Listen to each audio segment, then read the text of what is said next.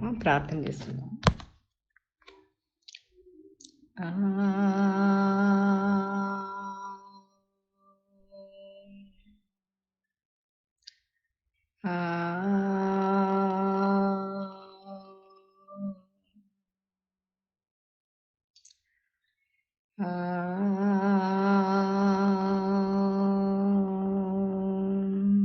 गुरुर्ब्रह्मा गुरुर्विष्णु गुरुर्देवो महेश्वरः गुरुसाक्षात् परब्रह्म तस्मै श्री गुरवे नमः.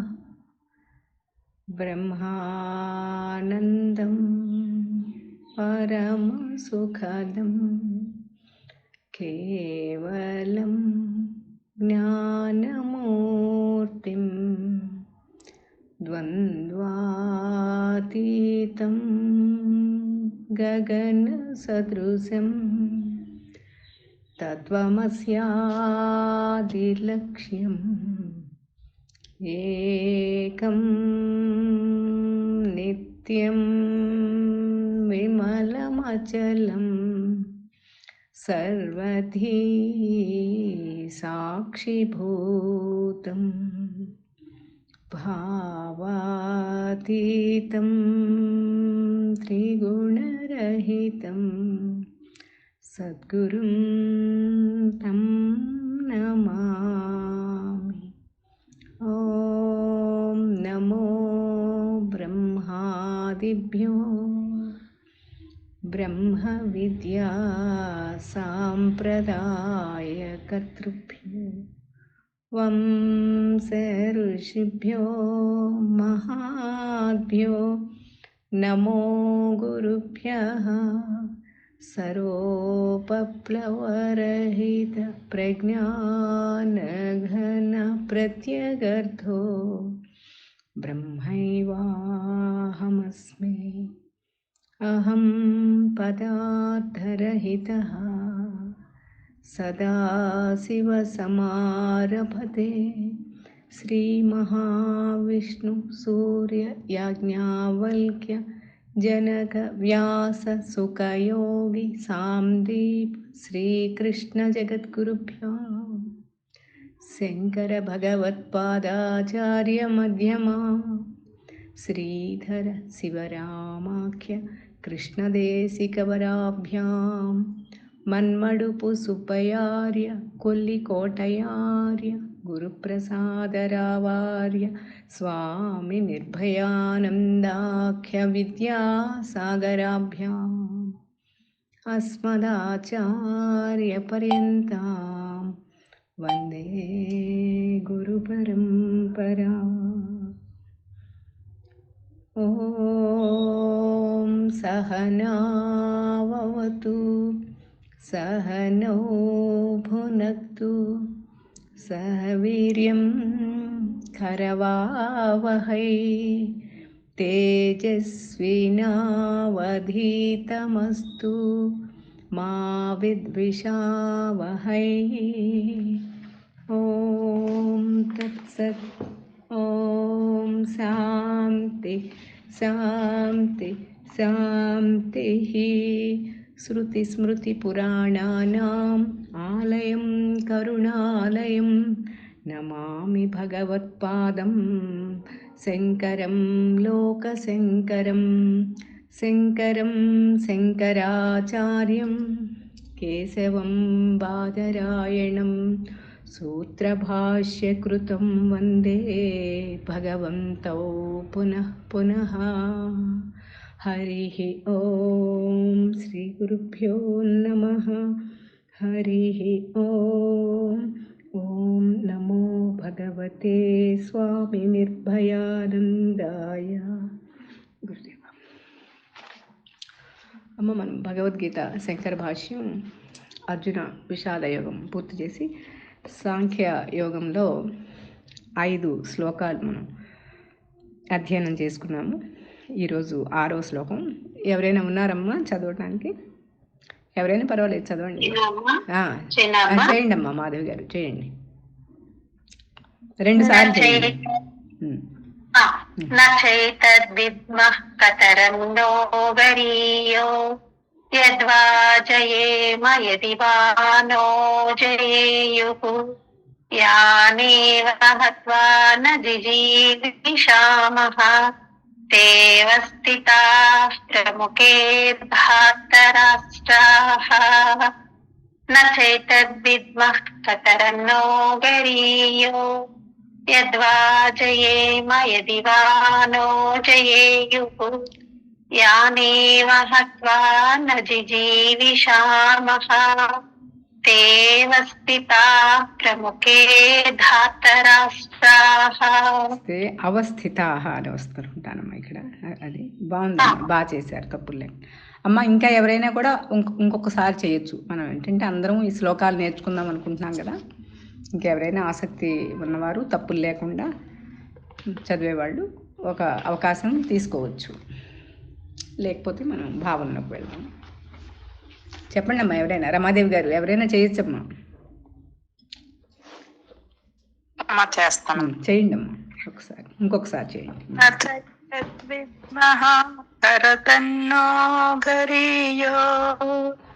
యద్వా జయేమ యది వా నో జయేయుః యానేవ హత్వా న జిజీవిషామః తే అవస్థితాః ప్రముఖే ధార్తరాష్ట్రాః. బాగుందమ్మా, అందరం ఇట్లా నేర్చుకున్నాం చక్కగా. ఇవి మనకి కొన్ని శ్లోకాలు మనకు కొంచెం కష్టంగా అనిపించినవి. మనం పదాలు అర్థం ఒకసారి తెలిస్తే సరైన అర్థం తెలవకుండా భావనలోకి మనం ప్రవేశించలేం. కాబట్టి ఇది చూసినట్టయితే ప్రతిపదార్థం నహ అంటే మనకు, కతరత్ ఏది, గరీయ శ్రేష్టము, ఏతచ్చ దీనిని కూడా, న విద్మః ఎరుగము, జయేయుద్వా మనము జయించదము లేక అని, నహ మనలను, జయేయుర్యదివా వారే జయింతురో ఏమో, యాన్ ఎవరిని, హత్వా చంపి, నజిజీవిషామః జీవింపకోరము. మనకి ఇలా చూసుకుంటే బాగుంది కదా అర్థాలు.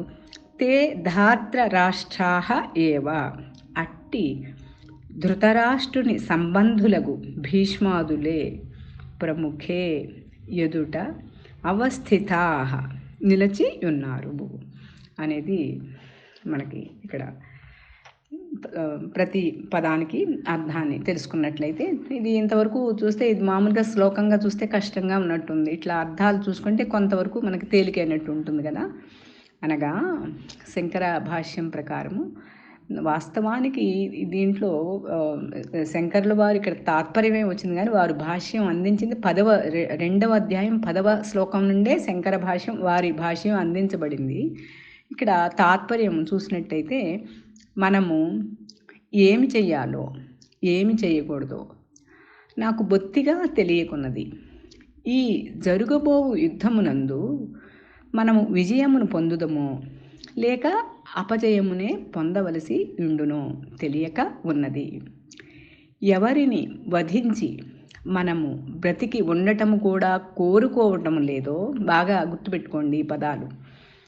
అటువంటి ధృతరాష్ట్రుని పుత్రులు మనతో యుద్ధం చేయడానికి మనకు ఎదురుగా నిలబడి ఉన్నారు. ఈ మాటల వల్ల మనకి ఏమర్థమవుతుంది? ఇంకా పరమాత్మని పూర్తిగా, ఇంకా స్వామి అది మనం అనుకుంటున్నాం ఎప్పుడు ఈశ్వరానుగ్రహము, ఈశ్వరాయత్త చిత్తము, పరమాత్మ దృష్టితో చేయండి అని మన గురువు గారు ఇప్పుడు చెప్తారు. మరి ఈ మాటలు మనకి అలా ఉన్నాయి అనిపిస్తున్నాయా? మనం ఎవరికి వాళ్ళే అది స్వయం విచారణ. అలా ఉన్నట్లు అనిపిస్తున్నాయా అనేది మీరు విచారణ చేయాలి. తర్వాత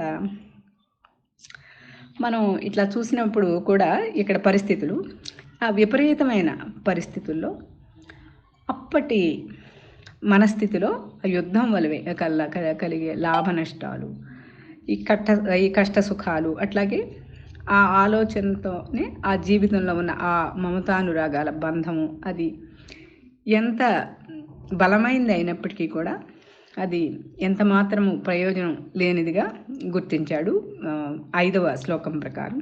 అక్కడ అసహాయత, అశక్తతతో ఆ జీవుడిలో అక్కడ పూర్ణత్వం కోసం తపన బయలుదేరుతుంది అటువంటి పరిస్థితుల్లో అనేది మనం చూసి మనం ముగించాం 5వ శ్లోకం. అకస్మాత్తుగా సన్నిహితులు స్నేహితులు మరణించడం సంభవించినప్పుడు ఏమీ పాలు పోని పరిస్థితుల్లో అది మరి అక్కడ శాంతం రథం మీద కూలబడిపోయాయి కదా, అక్కడ ఏమీ చేయని పరిస్థితి మనకి అర్థమవుతుంది. ఇంకా ఏమంటున్నాడు, దేవా నాకు తోచిన విషయాలను నేను జాగ్రత్తగా ఆలోచించి చెప్పాను. ఒకవేళ యథార్థం అసలు వాస్తవం దీనికి ఏమైనా వేరుగా ఉన్నట్లయితే అది మీకే తెలియాలి. వీళ్లతో ఎవరితో అయితే మనకు విరోధం ఉంది అని తెలిసినంత మాత్రాన్నే మనకి చూడండి మరి అంటే అది అంతటి ప్రగాఢమైన అనుబంధం కదా, మరి పెద్ద తండ్రి కదా అని వెంటనే ప్రాణాలను విడవలసిన బాంధవ్యం గల వ్యక్తులు మన ఎదుట యుద్ధం చేయడానికి నిలిచి ఉన్నారు కదా. మరి ఇటువంటి స్థితిలో వీరితో యుద్ధం చేసి వీరిని చంపటం మంచిదో లేక ఈ యుద్ధం నుంచి తప్పించుకొని వెళ్ళిపోవటం మంచిదో నాకు ఏమీ తోచకుండా ఉన్నది అని ఆ తోచని పరిస్థితిని పరమాత్మకి సాధ్యమైనంత వరకు ఆయన వివరించే ప్రయత్నం చేస్తున్నారు ఇక్కడ అర్జునుడు. ఏం చేయాలో ఆ కర్తవ్యం పాల్పోక ఆ పరమాత్మకు ఇంకా శరణాగతుడు అవుతున్నాడు అనేది, అంటే ఏది మంచిదో చెప్పు అవుతున్నాడు అనేది ఇంకా అవ్వలేదన్నమాట. అని ఏది మంచిది అనేది నేను చెప్పలేకపోతున్నాను, నాకు తోచటం లేదు అనేది అర్థమవుతుంది. ఎవరిని చూసిన తర్వాత మనకి జీవించి ఉండాలనే కోరిక కూడా ఉండదో ఆ ధృతరాష్ట్ర కుమారులు ఎదురుగా నిలిచి ఉన్నారు అనటం పట్ల అక్కడ వారికి ఉన్న అనుబంధము ఆ మమకారము తెలుస్తుంది. తర్వాత ఈ యుద్ధం యొక్క ఏ ఫలితం, అంటే మనం గెలిస్తే మంచిదా వాళ్ళు గెలిస్తే మంచిదా, ఏ ఫలితము మనకు మంచిదో వారిని జయించటం లేదా వారిచే జయించబడటం అనేది కూడా అది ఏం జరుగుతుందో కూడా మనకు తెలియదు. ఇంకా వారిని చంపేసిన తర్వాత కూడా మనం జీవించాలనే కోరిక కూడా నశిస్తుందో ఏమో ఒకవేళ మనమే గెలిచినట్టయితే. ఇది ఆయనకు ఉన్నటువంటి ఆ ప్రస్తుత మనస్థితి, ఆ సందిగ్ధం.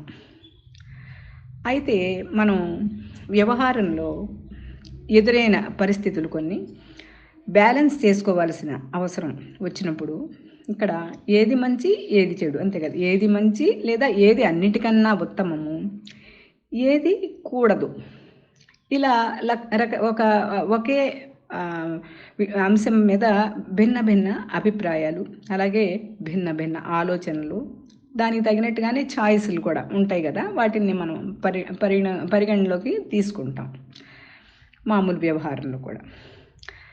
అయితే ఆ తర్వాతి పరిణామాలు ఏంటి అనేది ఇక్కడ ఈ అర్జునుడు కౌరవుల్ని ఓడించటం వాంఛనీయమా లేదా వారి చేతుల్లో ఓడిపోవటమా అని చర్చించుకుంటూ నాకు రెండూ ఓటమిలాగే కనిపిస్తున్నాయి. ఎందుకంటే కౌరవులను చంపటం ద్వారా యుద్ధంలో గెలిస్తే నాకు జీవించాలనే కోరిక కూడా ఉండదు అంటున్నాడు.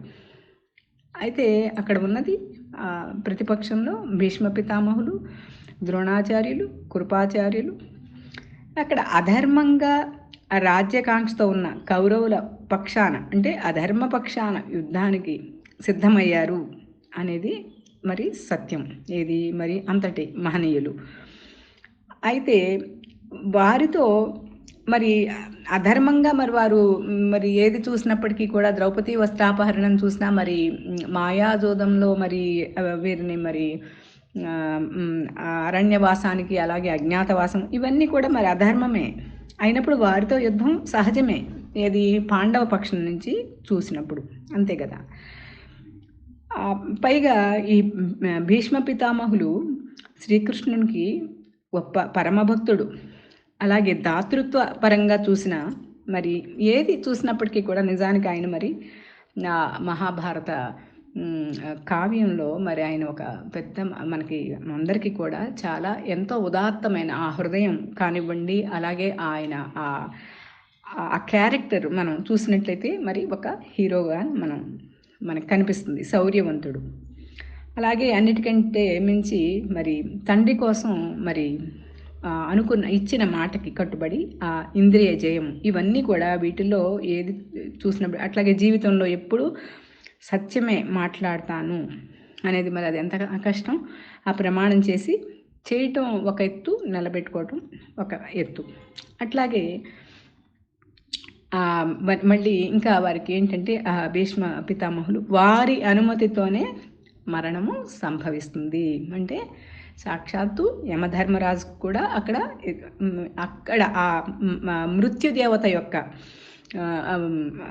అక్కడ కూడా మృత్యువుని కూడా గెలుచుకున్నట్టుగా మనకి అది ఇచ్ఛామరణం కదా వారిది. మరి మనందరికీ ఆ సందర్భంగా వచ్చిందే మన విష్ణు సహస్రనామం కదా. అట్లా ఇలా ఎన్నో అంశాలు మనము పరిశీలించి పరిగణనకి తీసుకున్నట్టయితే, అట్లాగే 12 మంది మహనీయులు 12 మంది మహనీయుల సరసన వారి కోవలో భీష్మ పితామహులు కూడా ఒకరు అని చెప్తారు.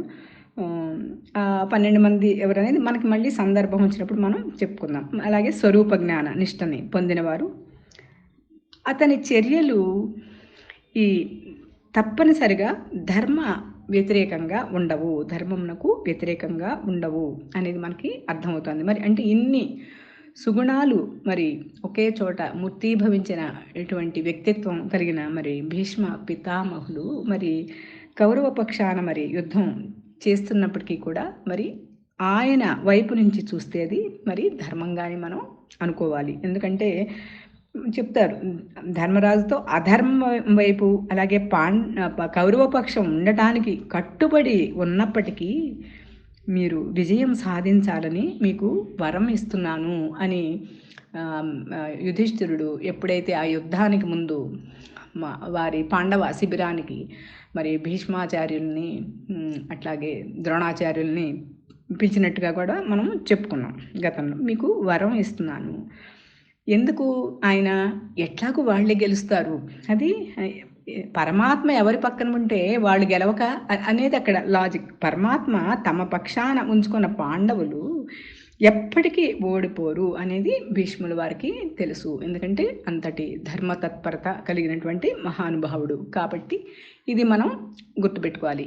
ఎంత బలవంతులు అయినప్పటికీ మరి అసాధారణమైన మరి ప్రతిభ కలిగిన వారు కదా మరి ద్రోణాచార్యులు, భీష్మాచార్యులు. మరి అక్కడ వాళ్ళు అటువైపు ఉన్నప్పటికీ కూడా పాండవ విజయం ఎలా సాధ్యమైంది అంటే అది ధర్మం వీళ్ళ పక్షాన ఉంది. సాక్షాత్తు భగవానుడు ఇక్కడ వీరి పక్షాన ఉన్నాడు.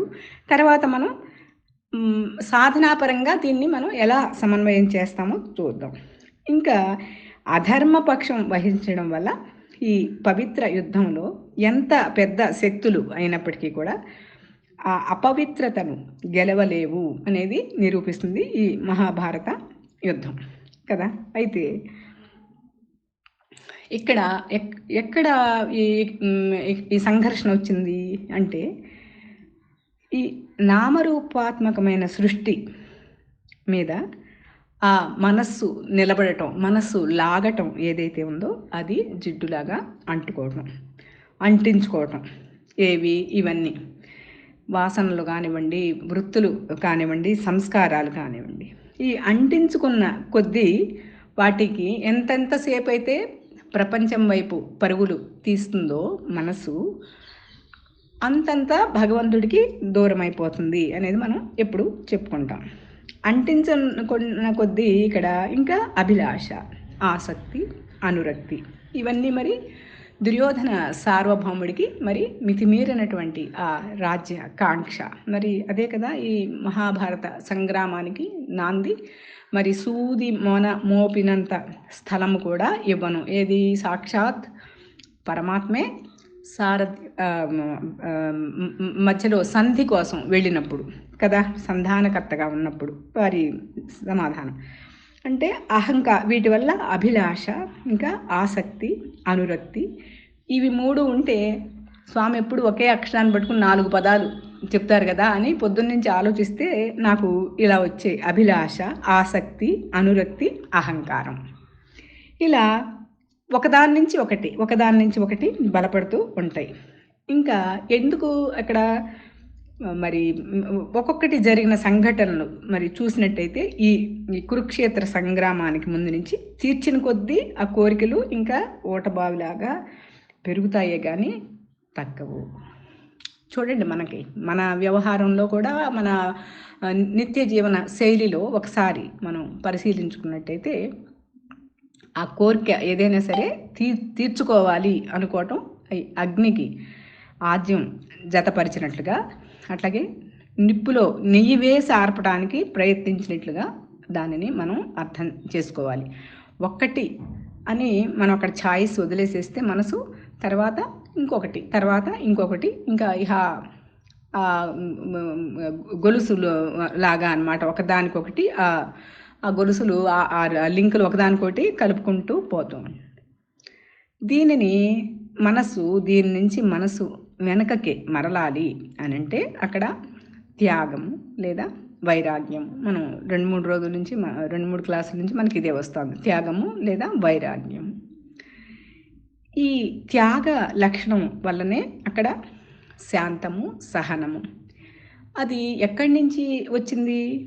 అది నీ సహజ స్థితి, నీ స్వరూపం యొక్క లక్షణం, అది నీ సహజ స్థితి. ఎప్పుడెప్పుడైతే ఈ మనస్సు ఈ ప్రపంచం వైపు నుంచి వెనకకు మరలి తన మూల తత్వం పైన ఆ మనసు అంతర్ముఖం అయిన కొద్దీ మనసు మరలటం వలన ఇంకా అంతర్ముఖం వల్ల మనసు మరలటం అంటే అక్కడి నుంచి దాని దృష్టి మార్చటం వలన మనకి అప్పుడు అంటించుకోవటం ఆసక్తులు అనేవి నెమ్మదిగా వదిలి ఆ మూలతత్వాన్ని, ఇప్పుడు మనందరం ఇక్కడే కదా, ఈ స్టేజ్లోనే కదా ఉన్నాం, ఆ మూలతత్వాన్ని ఏముందలే అనే ఒక అక్కడ ఉదాసీనత రావాలి సాధకుడికి. ఆ మూలతత్వాన్ని ఆశ్రయించడం జరుగుతుంది. ఎట్లా అంటే ఇప్పుడు కడుపు నిండా మనం ఆహారం భోజనం తిన్న తర్వాత మళ్ళీ వెంటనే ఏదైనా మళ్ళీ పెడతాము, భోంచేయండి ఎవరైనా వచ్చి, కానీ అట్లా చేయం కదా. ఇంకా చాలు ఇప్పుడు తినలేను అని చెప్పి అంటాం కదా మనం. అట్లా అలాంటి స్థితి లోపల రావాలి. అలాంటి ఇంక తినలేను ఇంకా చాలు అని అంటే ఆ కోరికలు అట్లా ఆగాలి. అప్పుడు ఒకదాని తర్వాత ఒకటి లింకులుగా వచ్చే ఆ కోరికలన్నీ ఆగినప్పుడు మాత్రమే అక్కడ అది మనసు జ్ఞానోన్ముఖమై దానివల్ల నెమ్మదిగా ఆ జ్ఞానాగ్ని దగ్ధ కర్మాణం అన్నట్లుగా అగ్నిలో వేసినటువంటి దూది ఎట్లా అయితే మళ్ళీ నామరూపాలు లేకుండా భస్మం అయిపోతుందో అట్లా ఆ మనస్సు యొక్క చలనాలు ఒడగనంతసేపు కూడా మరి ఇట్లాగే దుర్యోధనులాగే ఉంటుంది ఈ వ్యవహారం అంతాను. కాబట్టి ఈ నీటి ఆవిరిలాగా చంచలంగా ఉన్న స్థితి నుంచి నీటి ఆవిరి చూడండి, ఎటు పడితే అటు పోతూ ఉంటుంది. మనం గిన్నెలో నీళ్లు పెట్టి చూడండి ఒకసారి, ఇది మనందరికీ తెలిసిందే. ఏదో ఎన్నో రకాలుగా నీళ్లు మనం మరగబెడతా ఉంటాం కదా, ఆవిరి ఎటు పడితే అటు వెళ్ళిపోతుంది మొత్తం అంతా కదా. అదే మూత పెట్టేసామనుకోండి, మూత పెట్టినప్పుడు ఆ ఆవిరి నీరుగా మరొక చూడండి పైన ప్లేట్ అంతా చుక్కలుగా అంటుకుంటుంది కదా, అది దాని స్వభావాన్ని మార్చుకుని మరొక స్వభావాన్ని ఆశ్రయిస్తుంది. మనసు కూడా అట్లాగే ఆవిరిని మనం ఒక పాత్రలో లేదా ఒక గ్లాస్లో పట్టాలి అంటే నిలుస్తుందా? అట్లా సాధ్యం కాదు కదా. అట్లాగే మనసు, ఎందుకంటే మనకు ప్రకృతి ప్రతి చోట్ల మనకి ఆ విచారణ జరిగేటప్పుడు ప్రతి చోట మనకి జ్ఞానాన్నే బోధిస్తుంది. కాకపోతే మనం అందుకునే సామర్థ్యం బుద్ధికి ఉండాలి గురుకృప చేత. అలాగే మనసు ఈ ప్రాపంచికమైన అంటే ఈ నామరూపాత్మకమైన విషయాల పట్ల, అలాగే చిత్త వృత్తులు, వాసనలు, మరి ఇవే కదా సాధకుడికి ఆటంకము.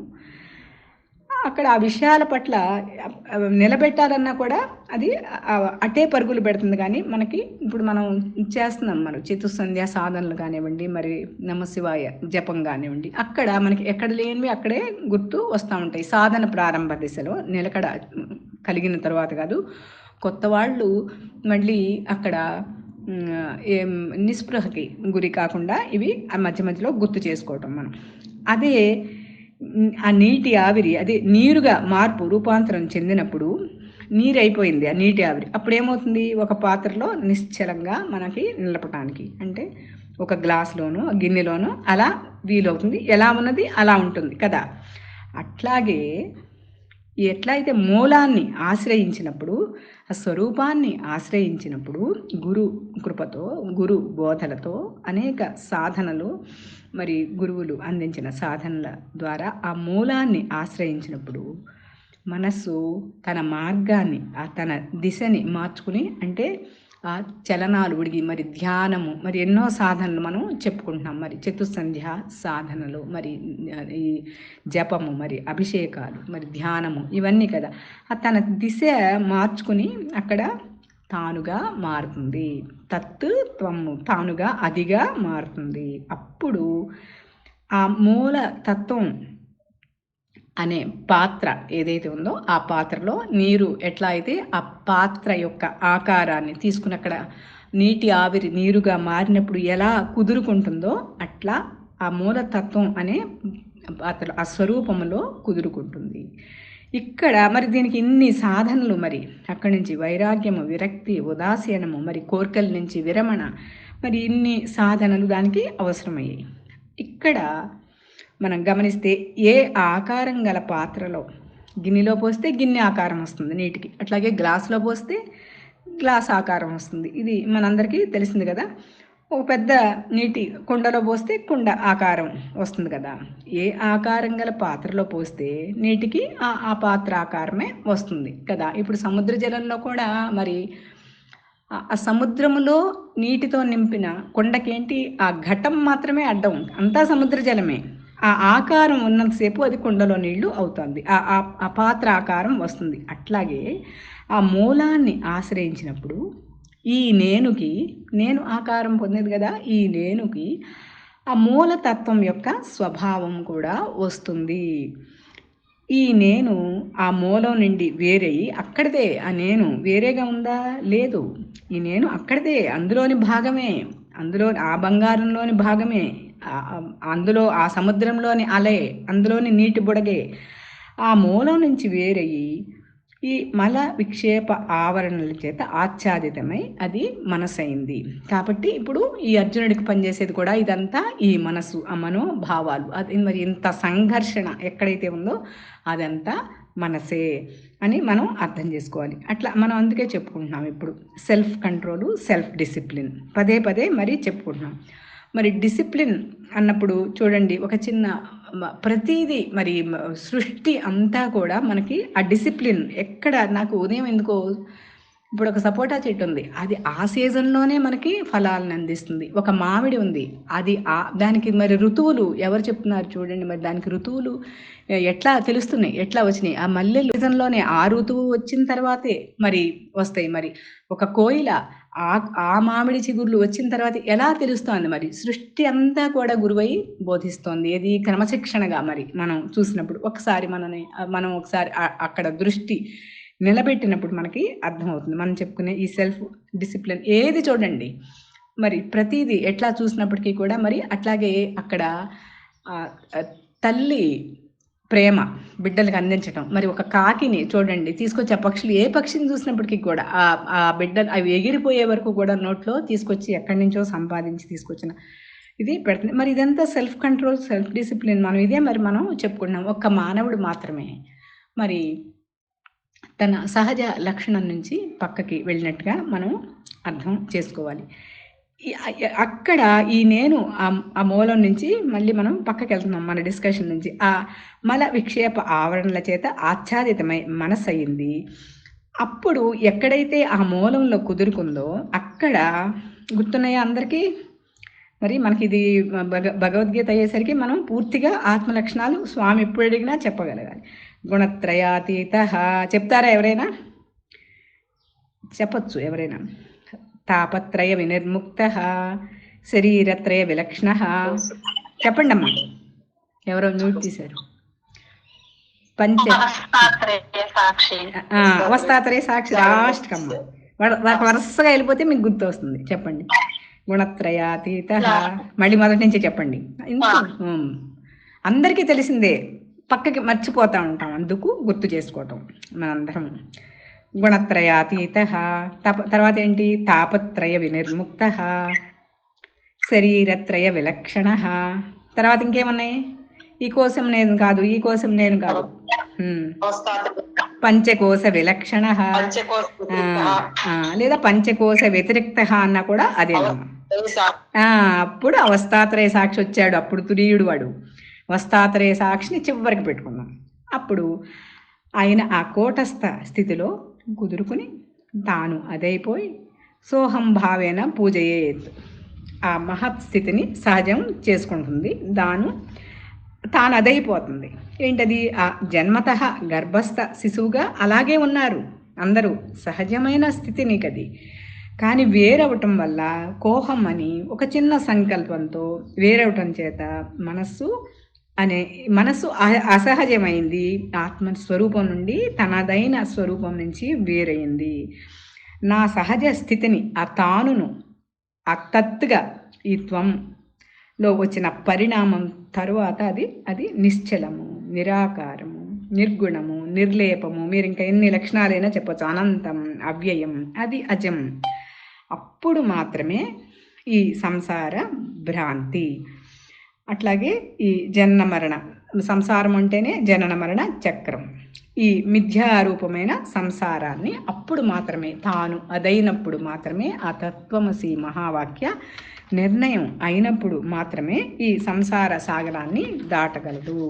అప్పుడు మాత్రమే ఇది ఎప్పుడు నీకు ఉన్నదే. దేహో దేవాలయం ప్రోక్తో జీవ ప్రోక్త సనాతన త్యజేదగ్నేన నైర్మాలిన్యం సోహం భావేన పూజయేత్. అది మనం చెప్పుకున్న సోహం భావేన పూజయేత్, అది పూర్తి శ్లోకం.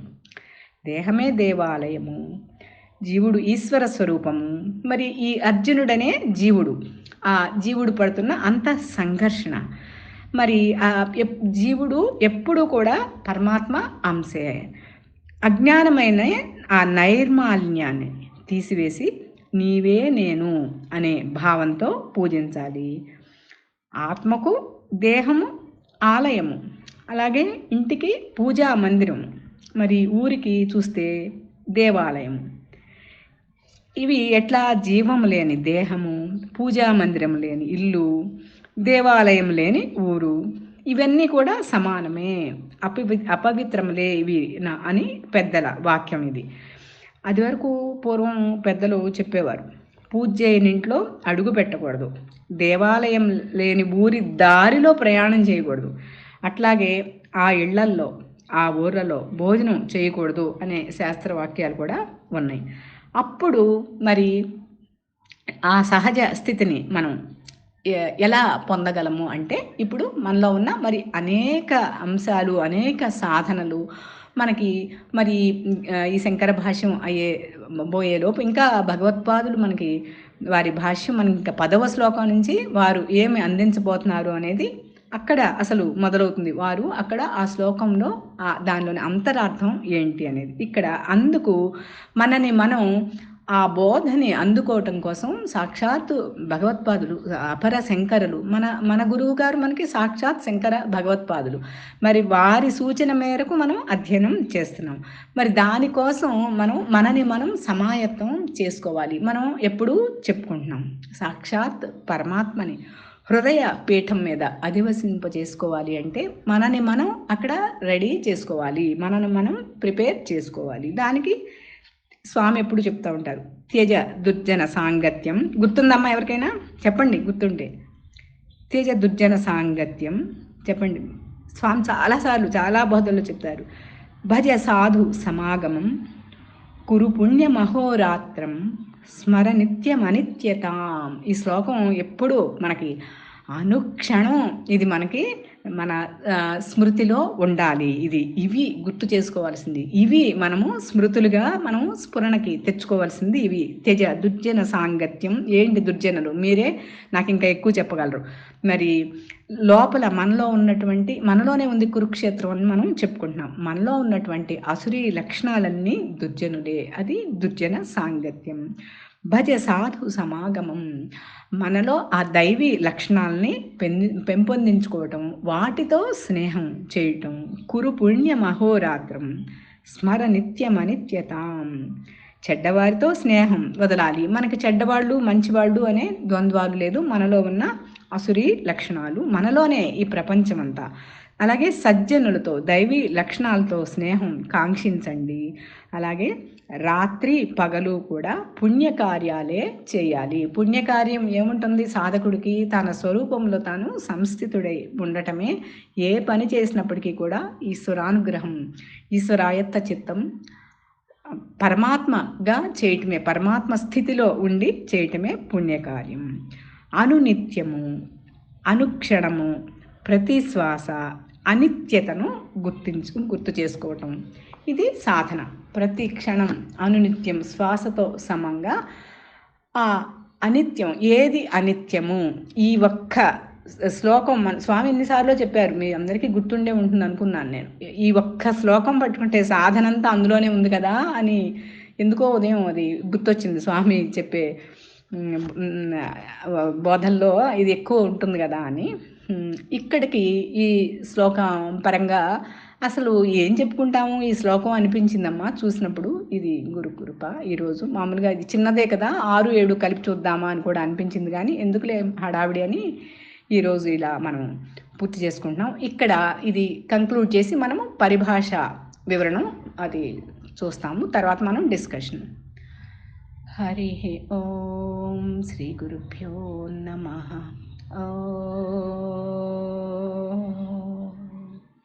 పూర్ణమద పూర్ణమిదం పూర్ణాత్ పూర్ణముదచ్యతే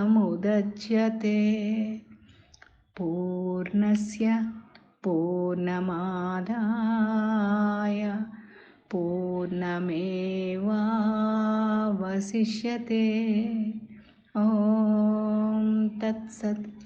ఓం శాంతి శాంతి శాంతి. హరి ఓం శ్రీ గురుభ్యో నమః. హరి ఓం. ఓం నమో భగవతే స్వామి నిర్భయానందాయ.